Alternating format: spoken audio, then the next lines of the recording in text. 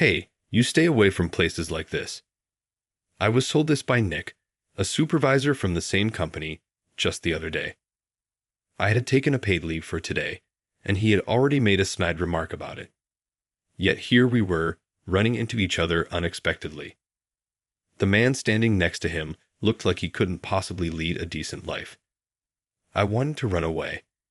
In desperation, I maintained minimal defense, but this only ended up infuriating the man even more. Behind me was my wife, looking anxious. We found ourselves in a dire predicament, but the situation took a drastic turn with the appearance of a certain woman. Later on, this incident would profoundly change the lives of Nick and the Mafia man. My name is Kevin. I am 38 years old, a regular office worker in a small to medium-sized company, and I hold the position of section head. I have a wife who is 3 years younger than me, but we don't have children. Right after we got married, my wife was diagnosed with a disease that led to the complete removal of her uterus. This meant that it was no longer possible for us to have children. I thought living just the two of us wasn't too bad, but after the surgery, my wife was quite distressed and often threatened to divorce, blaming herself for ruining my life. Honestly, those days were like living through hell. But by facing my wife head-on and having numerous discussions, we managed to find peace even without children. Going on trips together or enjoying slightly expensive dinners made me feel completely happy. Gradually, my wife started to recover, and around the time I was promoted to section head, an incident occurred. Just before this incident, the previous department head had retired. Sitting in that empty department head seat was Nick in his mid-40s. He was selected to be the department head, but Nick was the nephew of the CEO, Mr. Yale, who had joined the company through connections. Nick, who believed strongly in educational elitism, refused to entrust important tasks to employees with only high school diplomas, delegating only basic tasks to those with college degrees. Naturally, the less educated employees were angry at this unfair assignment of work, while the college graduates complained of the abnormal increase in their workload. Yet all Nick did was shout, "If you have a problem with my methods, leave right now." Remember, I am the nephew of Mr. Yale, and he showed no signs of listening. Since then, Nick began to decide everything based on educational attainment. When a high school graduate tried to attend an important meeting with a client, Nick would say, "You're pointless."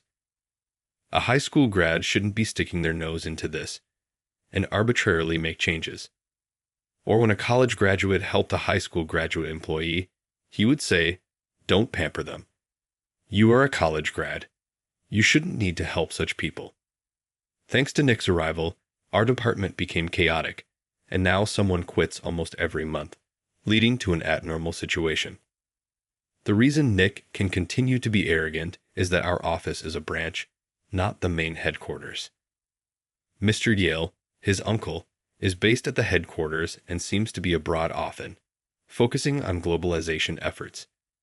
Furthermore, our branch manager, Mr. Harvey, is conservative. At first, everyone complained to Mr. Harvey, but now no one does anymore. Mr. Harvey would say, "Endure it." He's the nephew of Mr. Yale, and wouldn't deal with our complaints at all. That's why, unwillingly, we had to accept Nick's tyranny, and our workplace became a place where hard-working people suffer. Thus, those who work earnestly are the quickest to leave. While we do recruit new employees, the people who could train them have left, so no one can teach them. Even if someone could teach, Nick would say, "Don't learn from anyone but a college graduate," and appoint some college-educated employee as the trainer. Consequently, college graduates not only have a heavier workload, but now also have to train new hires, leading some to mistreat the newcomers. This means that the new hires don't develop well, and within 2 or 3 months they leave, worsening the atmosphere further. Employees who can't leave are mostly those with families. They need money for their children's education, their wives are expecting, or they are paying for their parents' care in nursing homes. Everyone has such circumstances, and quitting at such a time would put their families in trouble. Nick knows this and seems to exploit it. If something happens, he would tell the male employees, "If you run away, your wife and kids will suffer, won't they?" And to the female employees, "In this day and age, no one would hire a woman with kids like you if you leave such a good company." Everyone is looking for a job change, but it's hard to find a good place, and knowing that others will suffer if they leave makes it difficult for them to actually quit. I am one of those people. Recently, my wife and I have been planning something, so I cannot afford to be unemployed. Additionally, our income greatly affects our plans. Therefore, I absolutely have to find a company that offers better conditions and is okay in terms of salary. It's hard to find such a company, and my job hunting efforts aren't going well. This method of Nick's, taking employees' families hostage, puts everyone under immense stress. Gradually, the branch's performance started to decline. Annoyed, Mr. Harvey forced us into unreasonable overtime and mandated work on holidays, creating a chaotic situation. I was living amidst the uncertainty. Perhaps due to such a lifestyle, my spirit was considerably drained. But then, unexpectedly, I received a call from someone. It was from my mother, who lives far away with my sister. "Mike's 3rd death anniversary is coming up, so come back home. And isn't Kate's birthday soon? She's always been so focused on the house and hasn't married, always staying single. Let's at least celebrate with just us." Though I had planned to return for my father's 3rd death anniversary, it was surprising that my mother wanted to celebrate Kate's birthday. In our family, the women are quite strong, and usually, my sister and my mother have been at the forefront of everything. I remember my father saying with a laugh that I couldn't hold a candle to the way my mother and my sister officially managed the house. Of course, my wife was invited too, and when I checked with her, she was happy about it. So I replied okay to my mother and had already submitted a leave application at work.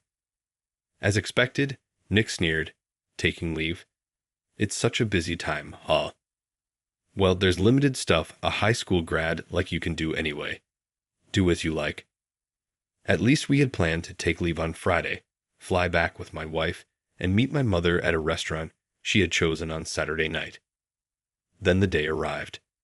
The traffic's bad, and the taxi isn't moving much. "Sorry, but could you go ahead without me?" Having just received this message from my mother, my wife, and I decided to go ahead into the restaurant. We had reserved a private room in the back, but had to pass the counter seats to get there. As we were being led by the staff, a voice called out from the side, "Hey, isn't that you, Kevin? Wondered what you'd do taking leave. A date with your wife in the distant suburbs. I don't mind, but it's a shame the burden falls on other employees. Actually, what's a guy like you doing in a nice place like this?" Turning around, there was Nick with his usual irritating smirk. I had heard from a colleague that Nick was also going back home or something, and he had dumped his work on others before leaving on Friday. Beside him sat a burly man who clearly didn't seem like a decent person. He scrutinized me from head to toe as if sizing me up. Feeling uncomfortable, I tried to pass by with a brief greeting, but Nick grabbed my arm to stop me. "Wait a minute. Since we're here, let me introduce you to this guy. This is my friend Tucker, and this is one of my subordinates, not much to show for himself, just a bottom feeder with only a high school diploma." Before I could say anything, Nick condescendingly introduced me.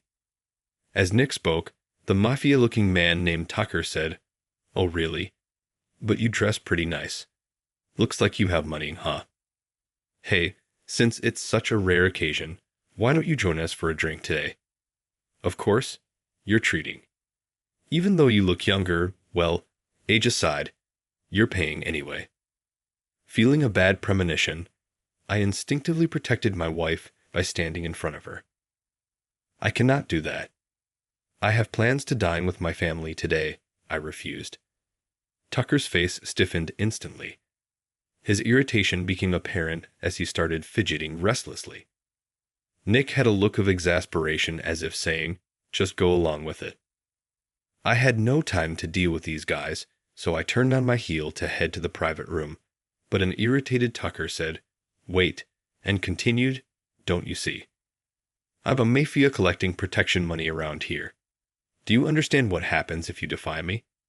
Is it okay if something happens to your wife behind you? Huh?" Tucker's gaze alone was intimidating enough to make one tremble, and for a moment my legs froze. My wife looked at me with concern and anxiety. I could simply give Tucker and Nick some money to resolve this for the safety of my wife, but it didn't feel right to yield to such tactics. I struggled to control a strong impulse and responded firmly, "No matter what, I will not comply with your demands." Just as I spoke, Tucker, seemingly reaching his limit, abruptly stood up from his chair. "What are you doing?" A commanding voice echoed through the small restaurant. Everyone's gaze shifted to the entrance, where a petite woman was standing. Startled, I checked the time. About 5 minutes had passed since we entered. Wearing large sunglasses and sporting nearly blonde long hair, she exuded an impressive aura. For a moment, I thought I saw Tucker's eyes waver. Meanwhile, Nick, unaware of who the woman was, shouted at her, "Who are you, lady? Outsiders should keep their mouths shut." Ignoring his words, the woman approached us with a click of her high heels. Then to me, she said, "You, if you're even the son of Mike, you need to pull yourself together. I feel embarrassed as your sister." Surprisingly, I was the one being scolded. Scratching my head, I apologized, "Sorry, Kate." At that, Tucker let out an almost scream-like shout, "His sister." To Nick, it must have seemed irrelevant that the sister I was going to have dinner with had appeared. But to Tucker, my sister Kate seemed to be someone special. He started trembling as he looked at her. Nick was taken aback and asked him, "What's wrong?" Ignoring Nick, Tucker greeted her energetically, "Kate, it's been a while." Kate slightly shifted her pitch-black sunglasses to look at Tucker and burst out laughing. "Oh, it's you, Tucker. I was wondering who dared mess with my brother and sister, huh?" By the end of her sentence, her expression had turned serious, and Tucker seemed only capable of trembling. Nick, still not understanding the situation, looked back and forth between us. As Tucker desperately told him, "Nick, you better apologize. It's for your own good," Nick seemed to grasp what was happening. Nick slowly apologized to her. Sighing, she turned to Tucker and asked, "Who taught you to be a nuisance to others? Me or Mom? Surely not Dad, right?" Tucker shook his head vigorously, denying her words. Nick whispered to Tucker, "Who is this woman?" Eyes wide, Tucker corrected him, "How dare you say this woman? She's the underboss of our Mafia family." Realizing everything, Nick trembled as he uttered, "Even a woman and the underboss of a Mafia family?" This was a sensitive point for her.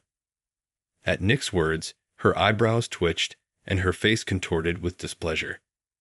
Though Tucker had been pale with fear before, now his face turned completely white. Indeed, as Tucker said, she is the underboss set to take over the top spot of a Mafia family. She is actually feared by the members. Typically, men dominate the top ranks of the Mafia, and many might have heard of the term gangster's wife. When our father was the head, our mother was that gangster's wife. But after his sudden death, she temporarily became the acting head. Of course, there were calls for me, the eldest son, to be the next head, but I stepped down. Marrying a civilian wife and not wanting to involve her were my main reasons, but I also believed I lacked the ability to lead a Mafia family. Despite some insistence on having a male head, it was Kate who silenced them with her capability. She has always been tough, with a strong sense of justice and a deep love for family.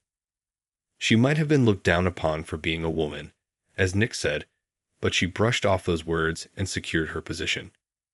She had faced many challenges, but they only made her mentally stronger, and she is now eager to relieve our mother of her burdens. Now, no one dares to belittle her as just a woman. Everyone knows she dislikes that term, and all members of our Mafia family agree that she is the rightful next boss.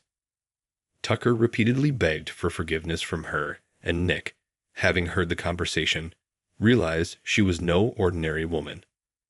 For once, Nick's arrogance faded, and he trembled noticeably. Then, in contrast to my formidable sister, a carefree voice sounded, "Sorry I'm late." Oh, what's this? Needless to say, it was our mother. Tucker, regretting messing with me, looked at me with teary eyes. My mother quickly grasped the situation and turned to Tucker, asking, "Aren't you the boy from back then?" It seems quite tense here, but can you explain what's happening? Overwhelmed by my mother's commanding aura, Tucker kept apologizing. To a confused Nick, I explained, "As you can see, Tucker is a member of the Mafia family led by our mother, the current head, and my sister, the next head." Tanner stared at Kate and me, his teeth chattering. With a sigh, Kate suggested, "Let's not disturb the other customers here.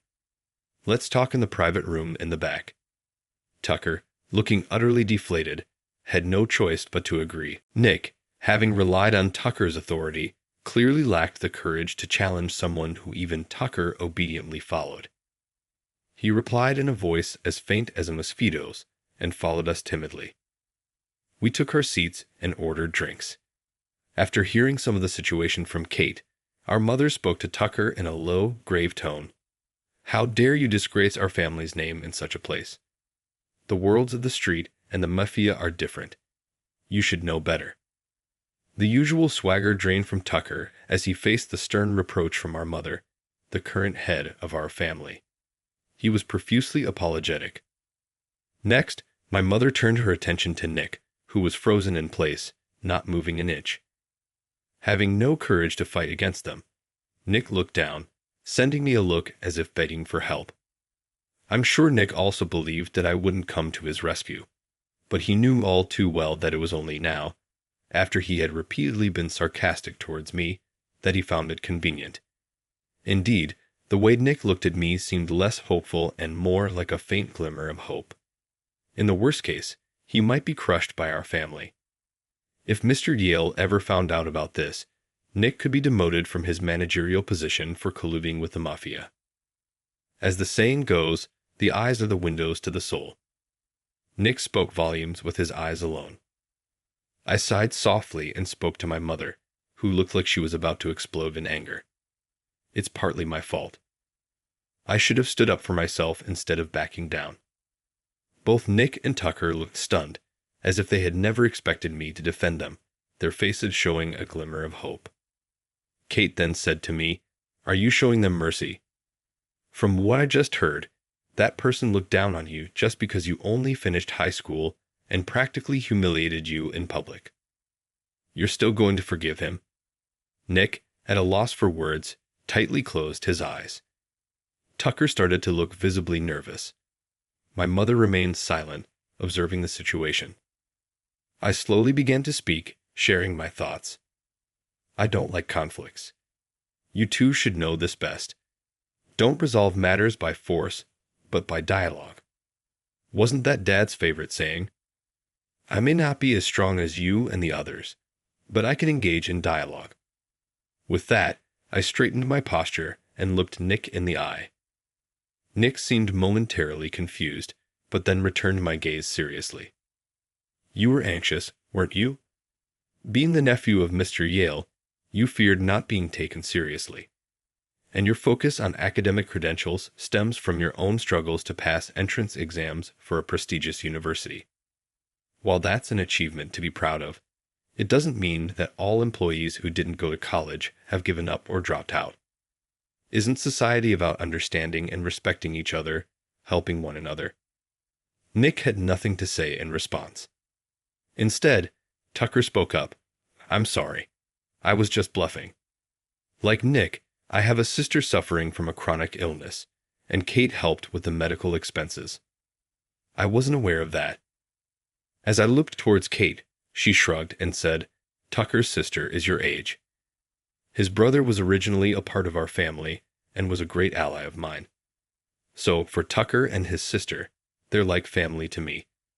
I helped out with the medical costs with my own money and some from our mother.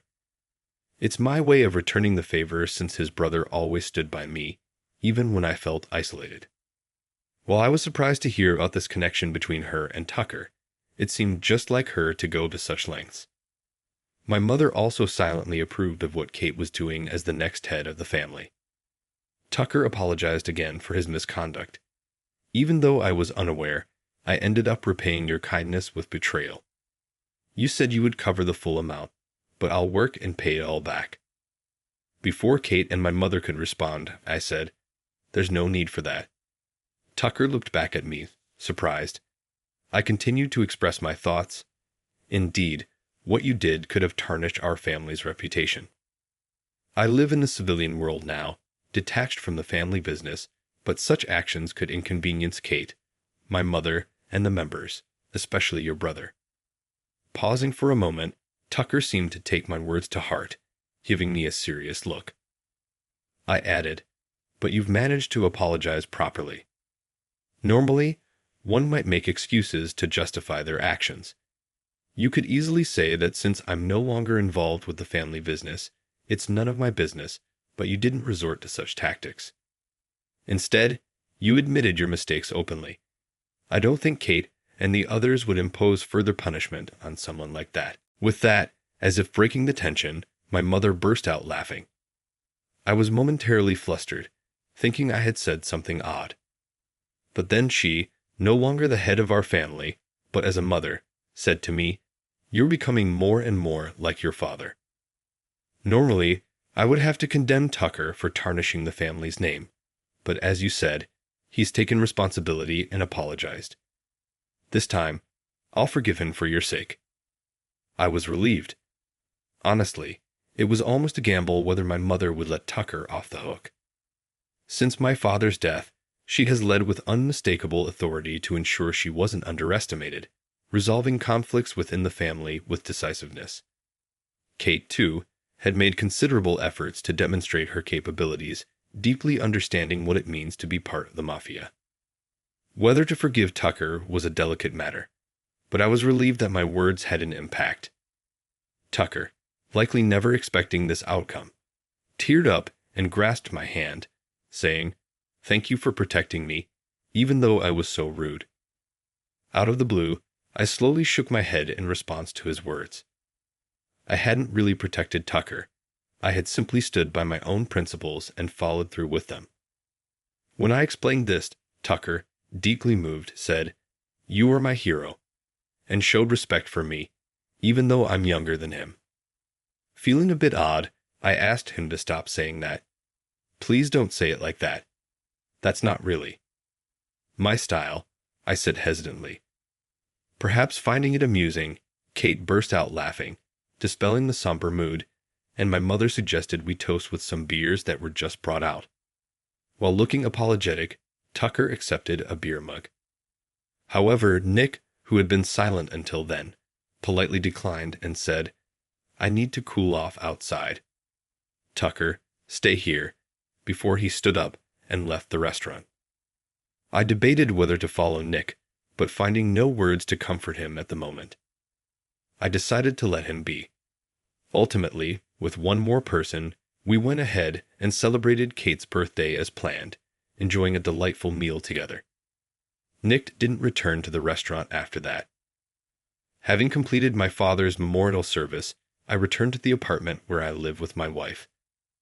When I went to work as usual the following Monday, something felt off. The office, which had been frantic lately, was unusually calm and settled today. I went to my desk and asked a colleague next to me what happened. Apparently, Nick had been transferred or something, and someone who came in temporarily this morning was now in charge. Thanks to him reverting the work assignments Nick had messed up, the daily chaos had settled down. We, the high school graduate employees, had been idle for a while, so we started to regain our motivation. Meanwhile, the college graduate employees finally had some breathing room. 6 months after Nick suddenly disappeared, the department had returned to its previous calm state. One day, on my way home, I heard children's voices from the park and instinctively looked in that direction. There, in a suit, Nick was sitting on a bench. I hurried over and called out, "Nick." He turned around in surprise and smiled weakly. It was a surreal scene. Two middle-aged men sitting on a park bench, but I didn't mind and listened to Nick.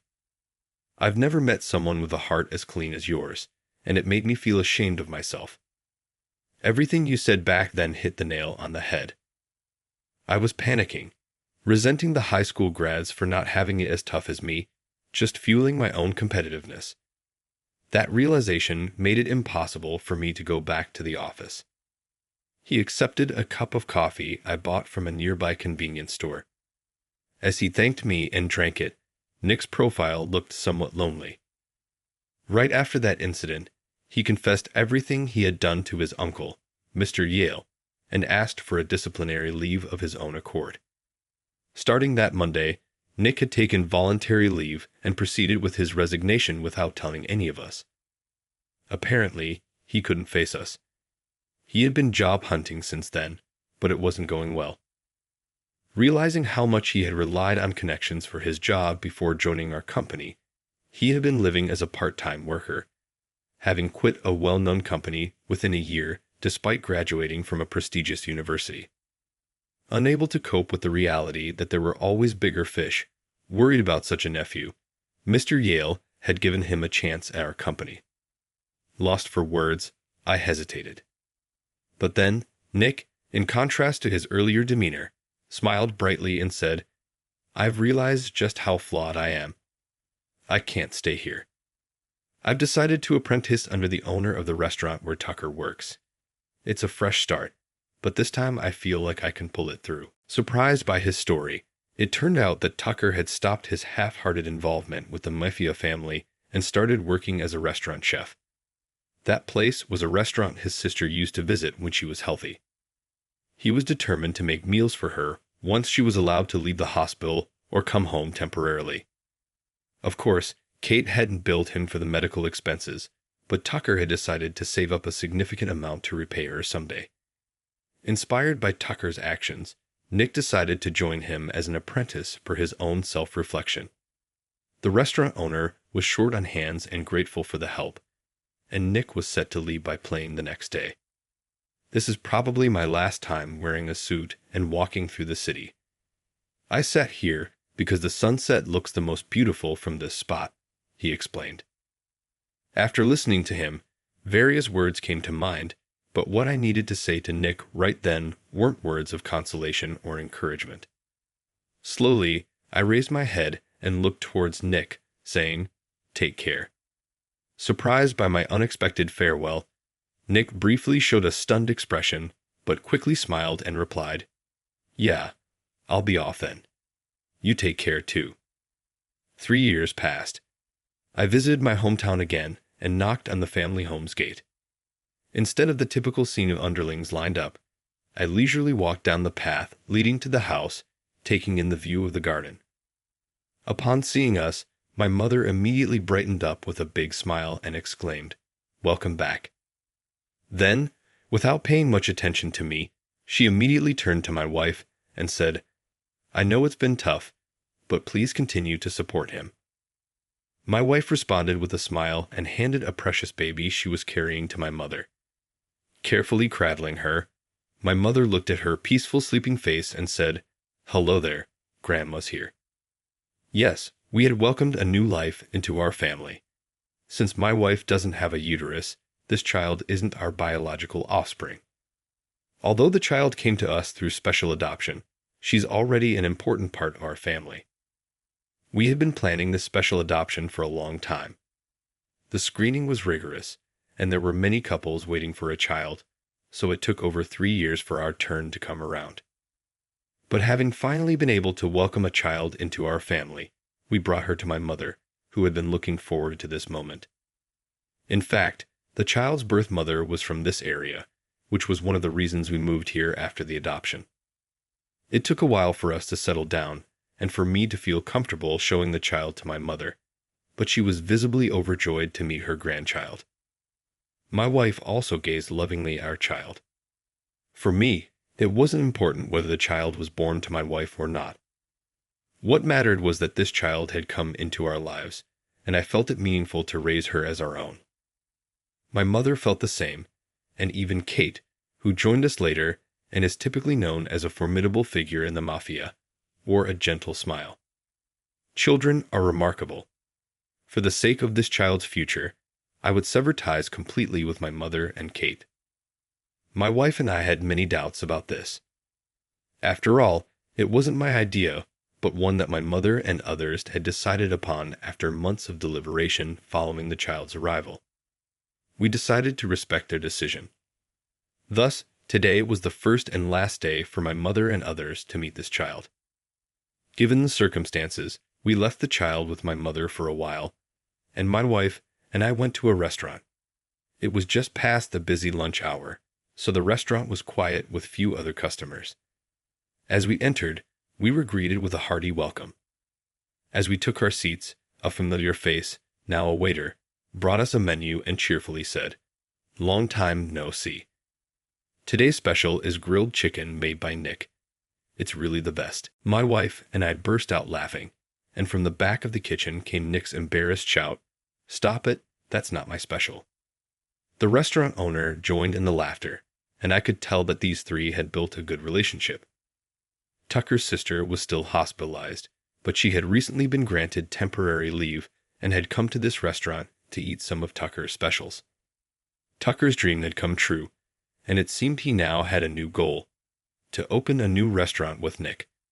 How these two became friends was still a mystery, but it was clear they were bound by an invisible strong bond. After finishing our meal and getting ready to pay, I encouraged them. Keep up the good work. Nick, who once had a troubled expression, and Tucker, who used to tremble in fear, were no more. Both responded with bright smiles. Yes, life exists as uniquely as there are people, and if one were to look into their history, they would find a mix of highs and lows. Feeling that I had glimpsed a part of that, I felt strangely moved. I would now build a life with my newly adopted daughter and my family. With that prospect of future joys, my wife and I left the restaurant hand in hand.